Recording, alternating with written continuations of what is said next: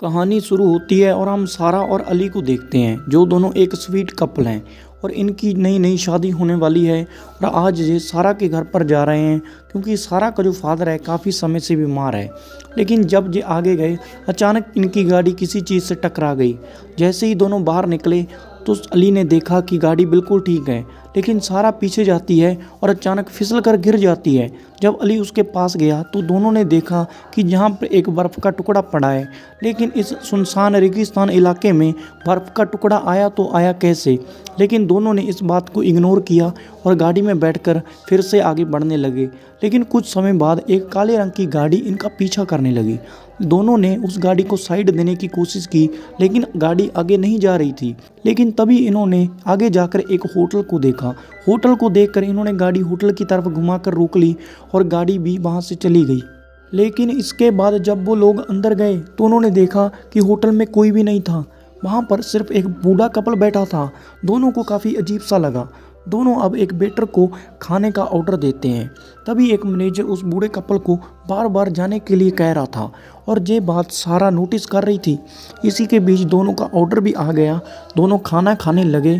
तभी अली बाथरूम चला गया और वहाँ पर सारा ने बचा हुआ खाना पैक करवा लिया और सारा ने एक बूढ़े आदमी को टिप भी दी। इसके बाद दोनों होटल से निकल पड़े। लेकिन इस बार जो गाड़ी थी सारा चला रही थी, क्योंकि पिछली बार जो अली था गाड़ी को काफ़ी तेज़ चला रहा था। सारा को ये बिल्कुल पसंद नहीं था। लेकिन फिर से ये वही रोड पर आ गए थे और इनकी गाड़ी फिर से टकरा गई।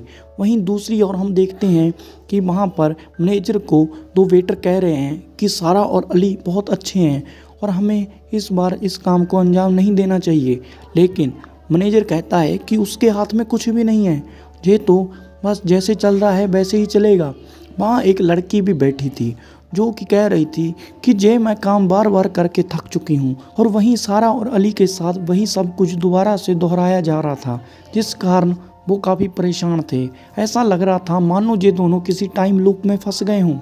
इसके बाद सारा ने फिर से वहाँ पर उसी काली गाड़ी को देखा। काली गाड़ी को देखकर वो उसके पास गई क्योंकि वो देखना चाहती थी अंदर कौन है। जैसे ही शीशा नीचे हुआ तो उसमें अजीब सा डरावना शख्स बैठा था। ये देखकर वो काफ़ी डर गई। भागती भागती वो अपनी गाड़ी में बैठी तो उसने अली को भी अपने साथ बिठाया और दोनों ही वहाँ से गाड़ी को भगाकर ले गए। सारा काफ़ी रो रही थी और वो गाड़ी भी उनका पीछा कर रही थी। ये गाड़ी अब उनको टक्कर मारने ही वाली थी, लेकिन तभी उसने होटल को देखकर गाड़ी को घुमा दिया। दोनों ही अंदर गए और सारा ने जाकर पूछा कि मुझे टेलीफोन से एक कॉल करना है। उसने जब कॉल की तो उसने पुलिस वाले को बताया कि हम एक अजीब सी जगह पर फंस गए हैं, प्लीज़ हेल्प करो। लेकिन उसने कहा कि आप काफ़ी दूर हैं, इसीलिए हमें थोड़ा सा समय लगेगा आपकी लोकेशन पर पहुंचने के लिए। लेकिन हमें दिखाया जाता है कि उसके साथ जो बात कर रहा है वो होटल का मैनेजर ही बात कर रहा है। इसके बाद होटल का मैनेजर उन लोगों को वहाँ पर रुकने के लिए कहता है। दोनों वहाँ पर रुक गए। तभी सारा ने एक लड़की को ड्रिंक लाने को कहा, लेकिन उसने कहा कि हम जहाँ पर सिर्फ एक ही बार ड्रिंक देते हैं। तभी वहाँ पर जो दूसरी लड़की बैठी थी उसने कहा कि तुम मेरी ड्रिंक ले सकती हो क्योंकि मैं बहुत जल्द जहाँ से जाने वाली हूँ। इसके बाद होटल का मैनेजर उस लड़की के पास आया और उसको वहाँ से जाने को कहने लगा और उसने उन दोनों को बताया कि ये लड़की पागल है, इसकी किसी बात का विश्वास मत करना। वहीं दूसरी ओर मैनेजर उस लड़की को एक कमरे के पास लेकर आया और उसको कहने लगा कि ये रास्ता तुमने खुद ही चुना है। वो लड़की रो रही थी, लेकिन उसने उसको धक्का देकर कमरे में फेंक दिया। वहीं दूसरी ओर उन लोगों के पास एक वेटर आया जिसने कहा कि आप लोगों को कमरे में जाने से पहले सोच लेना चाहिए। उसने एक पेपर पर उनको मैसेज देने की कोशिश की, लेकिन तभी मैनेजर आकर उस मैसेज को उठा लेता है और उन दोनों को कहता है कि चलो कमरे में चलें। दोनों को वो लेकर जब जाता है, कमरे का डोर ओपन करता है तो सारा देखती है कि जहाँ पर तो एक बर्फ़ की परत जमी हुई है। ये देखकर उसको काफ़ी अजीब सा लगा। ये सब देखकर सारा समझ गई कि जहाँ पर कुछ तो गड़बड़ है। दोनों वहाँ से भागने लगे और जब वो जहाँ से गाड़ी लेकर जा रहे थे वहीं दूसरी ओर होटल के मैनेजर को वो लोग कह रहे थे कि हमें ये सब नहीं करना चाहिए, दोनों बहुत अच्छे हैं। लेकिन वो कह रहा था कि मेरे हाथ में कुछ नहीं है।